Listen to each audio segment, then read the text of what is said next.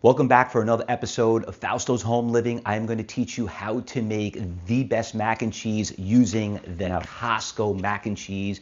I'm going to show you how to tweak it to make it taste better, and you're going to love it. So stay tuned. We'll be right back. I'll show you how to make it. So what we're going to do here is we're going to mix this all in here.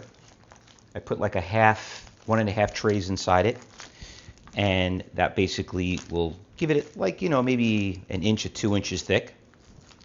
And they obviously have their cream and they have their shredded yellow cheese on top of it, but it's going to need a lot more than that.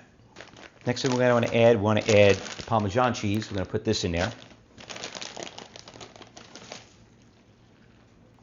This is going to give it some nice little salt, nice little flavor on top of it.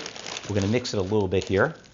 And then what we're also going to do is we're going to add some fresh mozzarella. I specifically like to use Polio. I feel like that's the best, but you can use whatever you can get in the store. Costco also sells a bigger container, and I like to shred it myself so it's nice and fresh.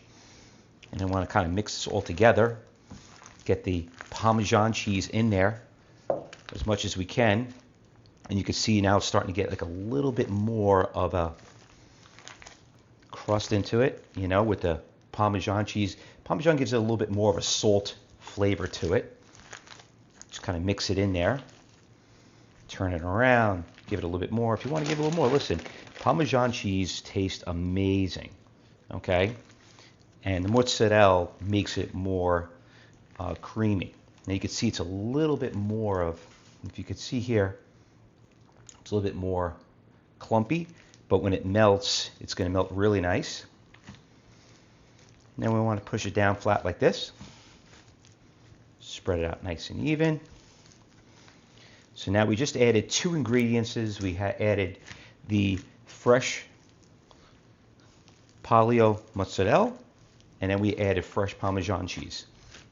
Now I find that it's really, really important not just to make the mac and cheese. You could put lobster on it. Maybe some people make lobster and cheese, but breadcrumbs make a huge difference. Okay, so you need some really good Italian breadcrumbs, and then you want to get that nice little crisp to it. And we're going to add some panko on top of it. I like Renzoni breadcrumbs, Italian breadcrumbs. I think they do a great job. Renzoni, very good. You can get this at your supermarket.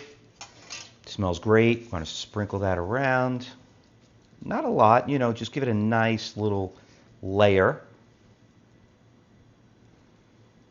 on top. Gives it a nice little Italian taste to it. And then what we need to do is need to add some panko. You can get panko. You can use any kind of panko. Doesn't matter. You don't have to use panko if you don't want to, but I like to use it because it just gives it that nice little crunch to it on top, on top of the Italian breadcrumb. So we got our panko, and we put on top. And you can see, look at that. You see, got a nice little crunch to it. It gives a nice little taste, a nice little bite to it when you're done. Really, really nice. Probably going to use probably a quarter of the bag, maybe a little less. Who doesn't love bread, right? Next thing we're going to add is butter. Butter is going to put it on top. Butter always makes things taste better, okay? So the butter is going to help get that nice little charcoal, that burnt sear on top of it on the actual breadcrumbs. It's going to taste so good. This is like such a home run dish. You see, Costco does a really nice job on their mac and cheese, and it's very inexpensive for what they sell it for. The problem is it's just missing something, and that's what I think everybody understands. The mac and cheese needs that extra little breadcrumbs, butter, Parmesan cheese that they're not getting it. And you can see, now look at the difference. Look at the difference between their mac and cheese and my mac and cheese. When you try this, this is going to be a fan favorite. Last thing we're going to add is this little olive oil spray. Spray on top.